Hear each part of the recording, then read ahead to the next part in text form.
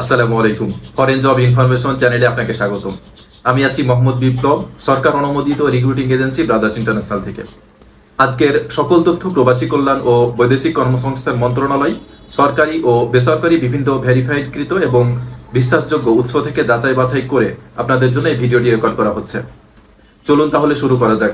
বাংলাদেশের প্রবাসী কল্যাণ ও বৈদেশিক কর্মসংস্থান মন্ত্রণালয় আনুষ্ঠানিকভাবে মালয়েশিয়ার মানব সম্পদ মন্ত্রী এবং আরেকজন মন্ত্রীকে যৌথ ওয়ার্কিং গ্রুপের বৈঠকের জন্য ঢাকা সফরের আমন্ত্রণ জানিয়ে একটি চিঠি পাঠানো হয়েছে। এটি প্রবাসী কল্যাণ মন্ত্রণালয় থেকে নিশ্চিত হয়েছি, তবে চিঠির জবাব এসেছে কিনা এ বিষয়ে এখনো নিশ্চিত হওয়া সম্ভব হয়নি। শ্রমবাজার পুনরায় চালুর ক্ষেত্রে একটি প্রধান আইনি বাধা হলো মানব পাচার এবং মানি লন্ডারিং সংক্রান্ত যে একটি মামলা ছিল, এটা আমরা সকলেই জানি। মালয়েশিয়া সরকার এই মামলাটি প্রত্যাহারের দাবি জানিয়েছিল বহু আগে থেকেই, যা বাংলাদেশ সরকারের পক্ষ থেকে সরাসরি এটি নিষ্পত্তি করা সম্ভব হয়নি। তবে বর্তমানে ডিবি আদালতে যেই তদন্ত প্রতিবেদন জমা দিয়েছে, সেখানে মানব পাচার ও মানি লন্ডারিং এর ধারাগুলো থেকে অভিযুক্তদের অব্যাহতি দেওয়ার সুপারিশ করা হয়েছে এবং আদালত যদি এই ধারাগুলো বাদ দেয়, তবে মালয়েশিয়ার শ্রমবাজার খোলার পথে একটি বড় প্রতিবন্ধকতা এবং বাধা দূর হবে এবং মালয়েশিয়ার শর্ত পূরণ হবে এবং মালয়েশিয়ার শ্রমবাজার খোলার আরো একটি বড় বাধা দূর হয়ে যাবে ইনশাল্লাহ। এছাড়া প্রবাসী কল্যাণ ও বৈদেশিক কর্মসংস্থান মন্ত্রণালয়ের মন্ত্রী আরিফুল হক চৌধুরী জানিয়েছে, জুলাই মাসের মধ্যেই মালয়েশিয়ার শ্রমবাজার খুলে যাবে এবং এটি তিনি গণমাধ্যমে জানিয়েছেন। চলুন মন্ত্রীর মুখ থেকে শুনে নিই তিনি কি বলেছেন। জুলাই মাসের মধ্যে মালয়েশিয়ার শ্রমবাজার খুলবে এমন আশাবাদ জানিয়েছেন প্রবাসী কল্যাণ ও বৈদেশিক কর্মসংস্থান মন্ত্রী আরিফুল হক চৌধুরী।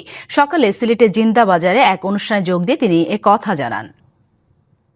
আমরা আশা করি জুলাই মাস ঢুকছে, ইনশাল্লাহ জুলাই মাসের মধ্যেই একটা স্যাটিসফ্যাক্টরি ইনশাল্লাহ প্রত্যাশা পূরণ হবে এবং বিশেষ করে মালয়েশিয়া নিয়ে যেটা ছিল এটাই এই মাসেই ইনশাল্লাহ মালয়েশিয়ার শ্রমবাজার খুলবে।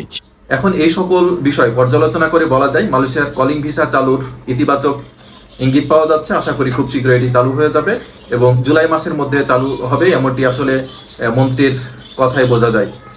আরও একটি বিষয়, আমরা আসলে গুজবে গা ভাসানো জাতি।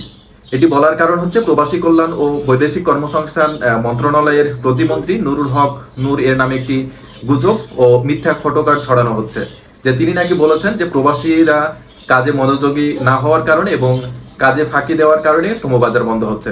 এটি আসলে সম্পূর্ণ গুজব।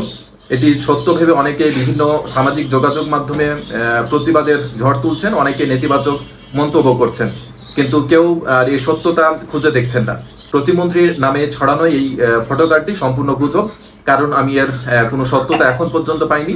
আপনারা যদি এর কোনো সত্যতা পেয়ে থাকেন এবং কোনো বিশ্বাসযোগ্য উৎস থেকে এর সত্যতা নিশ্চিত করতে পারেন, তবে আমাকে জানাবেন দয়া করে। মালয়েশিয়ার কলিং ভিসা নিয়ে এই ছিল সর্বশেষ অফিসিয়াল এবং ভেরিফাইকৃত তথ্য। ভিডিওটি কেমন লাগলো কমেন্টে লিখে জানান। আর ভিডিওটি ভালো লাগলে লাইক, শেয়ার এবং চ্যানেলটি সাবস্ক্রাইব করতে ভুলবেন না। ধন্যবাদ। আসসালামু আলাইকুম।